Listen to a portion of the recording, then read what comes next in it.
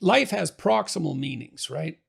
There's the meaning that you experience when you're engaged in a piece of art, or when you're reading, or when you're engrossed in a movie or in a conversation.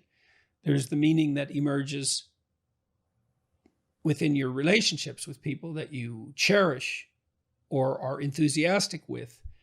There's meanings of security and predictability.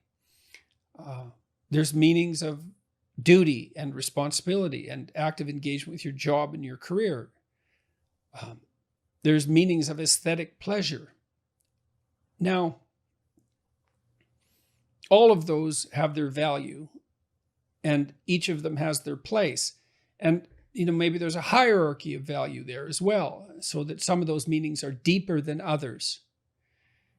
And then you might say, well, what characterized the deepest of all meanings? And it would be something like relationship with the transcendent, and that would establish a relationship between you and what's always been conceptualized as God, which is generally supposed to be something ineffable, right? It's not definable, but you might think about it as the central animating spirit of the age, or the value around which all other values are organized, or the wisdom of the ages, or the creative spirit that possesses you when you're inspired, or what grips you with enthusiasm at a sports event or at a musical event, all of those things. And we need a relationship with that.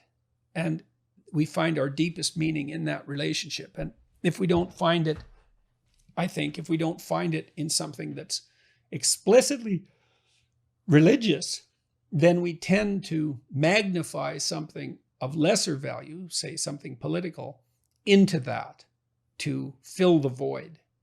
So yes, life has proximal meanings without God, without eternity, but at the ultimate level, something's lacking.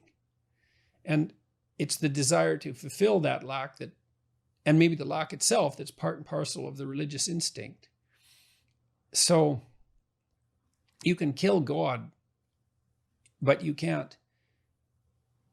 That doesn't rectify the hunger for God. And then that hunger seeks out replacements. That's how it looks to me. So, and then, you might also say, well, does that mean you have to believe in God? And I don't think of the proper answer to that is that you need to agree with a propositional statement. Does God exist? Yes. Like, is this table there? Yes. It's not that kind of relationship. I mean, it's characterized in the Old Testament as a struggle. So Israel means those who struggle with God. And you have to participate in that struggle. And you can do that, weirdly enough, as a believer or as a non-believer. Maybe sometimes more intensely as a non-believer.